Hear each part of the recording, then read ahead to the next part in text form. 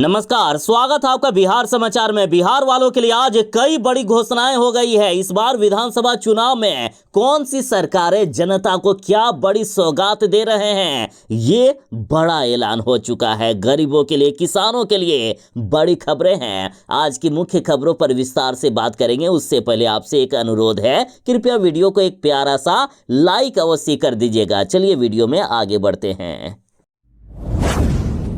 बस और कुछ घंटों का इंतजार, फिर आपके खाते में डायरेक्ट 2,000 रुपये आने वाले हैं। दरअसल प्रधानमंत्री नरेंद्र मोदी जी खुद किसानों के खाते में 2,000 रुपये बस कुछ ही घंटों में भेजने वाले हैं। देखिए, पीएम किसान सम्मान निधि योजना की राशि प्रधानमंत्री जी जारी कर रहे हैं और ये बड़ा काम प्रधानमंत्री नरेंद्र मोदी जी बिहार की पावन धरती से कर रहे हैं। दरअसल आज भागलपुर में प्रधानमंत्री नरेंद्र मोदी जी आए हुए हैं।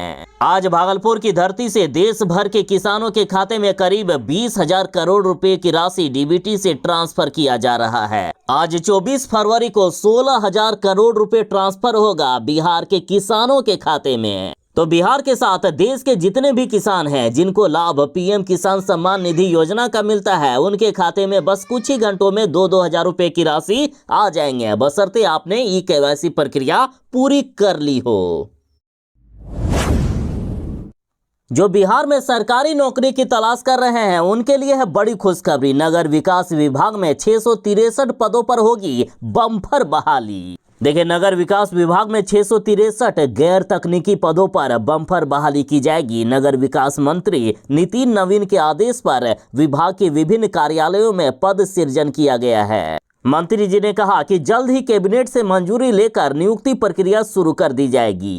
देखिए, विभाग के एकीकृत शहरी अभियंत्रण कार्यालयों में उच्च वर्गीय लिपिक, लेखापाल, निम्न वर्गीय लिपिक, डाटा एंट्री ऑपरेटर, कार्यालय परिचारी आदि जैसे पद सृजित किए गए हैं। इन पदों पर सरकार कुल 35 करोड़ से भी अधिक की राशि खर्च करेगी सालाना। मंत्री जी ने यहां तक संकेत दे दिए हैं कि मार्च के महीने में ये बहाली हर हाल में आ जाएगी, इसलिए तैयार रहिएगा बिहार के अभ्यर्थी।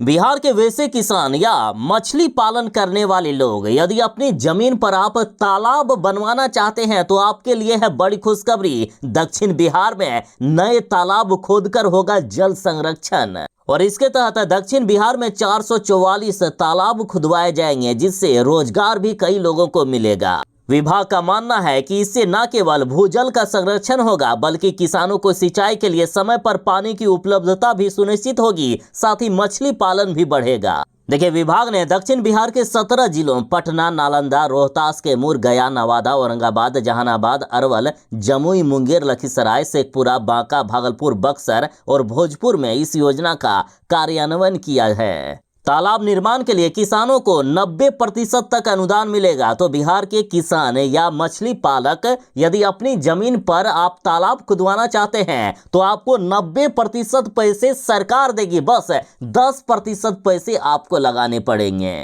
इस योजना के तहत 2 तरह के तालाब बनाए जाएंगे। पहला बड़ा तालाब, जिसका नाम जल संचयन तालाब होगा। इसका आकार 150 फीट लंबा, 100 फीट चौड़ा और 8 फीट गहरा होगा। और दूसरा छोटा तालाब, जिसका नाम फार्म पॉन्ड दिया गया है। इसका आकार 100 फीट लंबा, 66 फीट चौड़ा और 10 फीट गहरा होगा। देखिए, जल संचयन तालाब में 2,74,000 रुपए खर्च होंगे, जिसमें से 90% पैसे सरकार देने वाली है। तो वहीं दूसरा फार्म पॉन्ड है, जिसमें 1,60,000 रुपया खर्च होगा, जिसमें से 90% पैसे सरकार की तरफ से अनुदान के रूप में मिलेगा। कांग्रेस ने बड़ा ऐलान कर दिया है कि बिहार विधानसभा चुनाव में इस बार यदि हमारी सरकार बनी तो महिलाओं के लिए बस में यात्रा बिल्कुल ही फ्री कर दिया जाएगा। देखिए, बिहार में इस बार यदि इंडिया गठबंधन की सरकार बनती है, यदि महागठबंधन की सरकार बनती है तो जनता को कई बड़े सौगात मिलेंगे।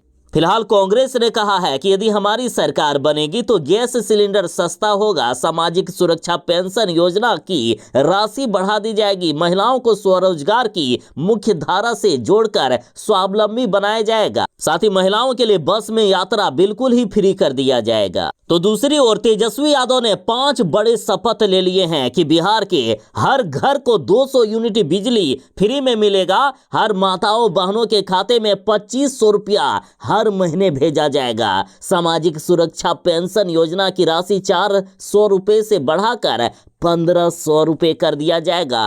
लाखों की संख्या में सरकारी नौकरियां दी जाएगी।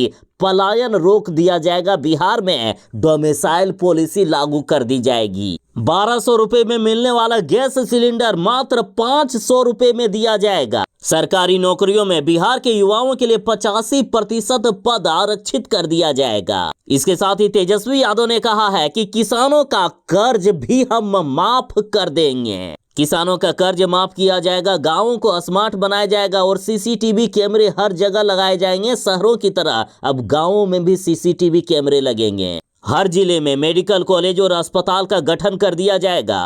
और इंटर पास युवाओं को जब तक नौकरी नहीं मिलती है तब तक बेरोजगारी भत्ता के रूप में हर महीने 1500 रुपए देने का वादा कर दिया गया है। और दूसरी ओर नीतीश कुमार की पार्टी जदयू ने कहा कि बिहार विधानसभा का चुनाव समय से पहले हो सकता है। बिहार के 66,000 शिक्षक अभ्यर्थियों के लिए है बड़ी खुशखबरी। होली से पहले मुख्यमंत्री नीतीश कुमार जी इनको देंगे बड़ा गिफ्ट। देखिए, शिक्षक बहाली के तीसरे चरण यानी TRE 3 में सफल अभ्यर्थियों को होली से पहले नियुक्ति पत्र मिलने वाला है। खबर है कि होली से पहले पटना के गांधी मैदान में नियुक्ति पत्र वितरण समारोह में मुख्यमंत्री नीतीश कुमार जी इन शिक्षक अभ्यर्थियों को ज्वाइनिंग लेटर सौंप देंगे। कहा जा रहा है कि आगामी 9 मार्च को पटना के गांधी मैदान में नियुक्ति पत्र वितरण का कार्यक्रम आयोजित किया जाएगा, जिसमें मुख्यमंत्री नीतीश कुमार जी शिक्षक बहाली के तीसरे चरण यानी TRE 3 में सफल अभ्यर्थियों को नियुक्ति पत्र सौंपेंगे। बता दें कि BPSC के TRE 3 में 66,000 से भी ज्यादा अभ्यर्थी सफल हुए हैं। इन सभी को ज्वाइनिंग लेटर मिलने वाला है। बिहार के जमीन मालिक हो जाए तैयार। भूमि सर्वे को लेकर आ गई है अब नई जानकारी। देखिए, विशेष भूमि सर्वेक्षण को लेकर अगले माह से ग्राउंड सर्वे का काम शुरू होगा। इसके तहत अमीन भौतिक रूप से निरीक्षण और सत्यापन करने का काम करेंगे। और अभी फिलहाल स्व घोषणा पत्र रैयतों से प्राप्त किया जा रहा है। इस माह के अंत तक इसे पूरा करने का लक्ष्य रखा गया है, यानी 28 फरवरी तक स्व घोषणा पत्र बिहार के जमीन मालिकों से लिया जाएगा। इसे लेकर 8 जागरूकता रथ को भी रवाना किया गया है ताकि स्व घोषणा पत्र जमा करने में तेजी आ सके। इसके बाद ग्राउंड सर्वे का काम शुरू कर दिया जाएगा। बताया गया है कि ये स्व घोषणा पत्र ऑनलाइन और ऑफलाइन दोनों माध्यम से जमा किया जा सकता है। अंचल स्तर पर कार्यरत विशेष सर्वेक्षण शिविरों में रैयत अपना स्व घोषणा पत्र, कागजात और वंशावली जमा कर सकते हैं। और सुनिए, बड़ी राहत दी गई है कि रैयत को यानी जमीन मालिक को शारीरिक रूप से उपस्थित होना अनिवार्य नहीं है। अब राज्य के बाहर जो लोग रहते हैं वे लोग आसानी से ऑनलाइन माध्यम से सर्वे के लिए आवेदन कर सकते हैं। हालांकि मापी के समय किसी तरह का विवाद होने की स्थिति में जमीन मालिक अथवा उनके किसी प्रतिनिधि की उपस्थिति अनिवार्य है। लेकिन अगर भूमि में किसी प्रकार का कोई विवाद नहीं है तो अमीन मैप अथवा नक्शा के अनुसार मापी का कार्य पूरा कर लेंगे। बिहार के बिजली उपभोक्ताओं को बड़ी राहत मिली है कि अब लोड से अधिक बिजली खपत पर नहीं लगेगा जुर्माना। देखिए, बिहार में अब तक जो नियम है उसके अनुसार जिनके यहाँ स्मार्ट प्रीपेड मीटर नहीं लगा है यानी पुराने जमाने का ही मीटर लगा है तो उन्होंने जितना कनेक्शन लिया है, जैसे 1 KB का आप कनेक्शन लिए हैं तो घर में जितने आपके उपकरण चल रहे हैं वो 1 KB से कम लोड का होना चाहिए। यदि घर में आपने एक रूम हीटर जो 2 KB का होता है वो लगा रखा है तो आपको जुर्माना लगेगा, फाइन लगेगा। लेकिन स्मार्ट प्रीपेड मीटर लगाने वालों के लिए खुशखबरी है। यदि आपके घर में स्मार्ट प्रीपेड मीटर लगा है तो आप चाहे 1 KB का कनेक्शन लेकर 3-4 KB तक लोड क्यों ना चला रहे हो, आपको जुर्माना नहीं लगेगा। बिजली कंपनी के प्रस्ताव पर बिहार विद्युत विनियामक आयोग ने विचार कर लिया है। जल्द ही इसका फैसला आ जाएगा। बिजली कंपनी ने कहा कि 31 मार्च 2026 तक उपभोक्ताओं को ये सुविधा मिलते रहेगी, फिर बाद में कुछ नियम चेंज हो सकता है। अब पटना की तरह बिहार के 26 जिलों में ट्रैफिक नियम को तोड़ा तो सीधा आपके घर चालान पहुंच जाएगा। बिहार के इन 26 जिलों में 1 अप्रैल से लागू होने जा रही है ये बड़ी व्यवस्था। देखिए, पटना में ट्रैफिक नियम तोड़ने वालों का आर्टिफिशियल इंटेलिजेंस यानी AI की मदद से ऑनलाइन चालान काटा जा रहा है। और अब सरकार ने बिहार के विभिन्न जिलों के 80 चौक चौराहों पर कैमरे लगाने की प्रक्रिया तेज कर दी है। 31 मार्च तक बिहार के 26 जिलों में सीसीटीवी लग जाएगा। जिन जिलों में एआई की मदद से ट्रैफिक नियम तोड़ने वालों का चालान कटेगा वे जिले हैं मधेपुरा, औरंगाबाद, अरवल, सुपौल, नवादा, जहानाबाद, समस्तीपुर, शेखपुरा, जमुई, मधुबनी, बांका, लखीसराय, अररिया, कटिहार, किशनगंज, बक्सर, कैमूर, रोहतास, गोपालगंज, सिवान, शिवहर, सीतामढ़ी, वैशाली, मोतिहारी और खगड़िया। तो पहले चरण में बिहार के इन 26 जिलों में कैमरे लगाए जा रहे हैं। बाकी दूसरे चरण में बिहार के 120 चौक चौराहों पर कैमरे लगेंगे, यानी सभी 38 जिलों में कैमरे लगा दिए जाएंगे।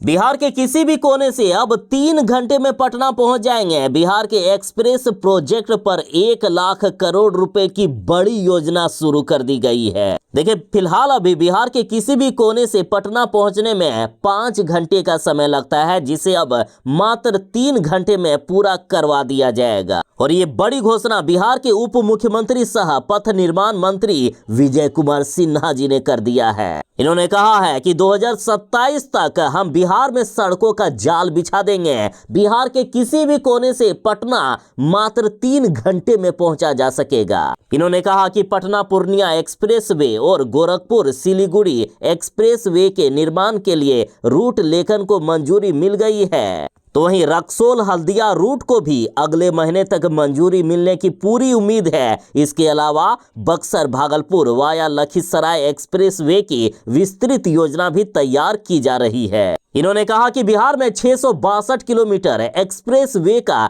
निर्माण कार्य प्रगति पर है, जिसके लिए भूमि अधिग्रहण का भी काम तेजी से चल रहा है। इन परियोजनाओं पर 55,500 करोड़ रुपए से भी अधिक खर्च होंगे। तो वहीं 607 किलोमीटर की 2 अतिरिक्त परियोजनाओं पर करीब 41,760 करोड़ रुपए खर्च किए जाएंगे। कुल मिलाकर बिहार में 4 एक्सप्रेसवे परियोजना पर तेजी से काम चल रहा है।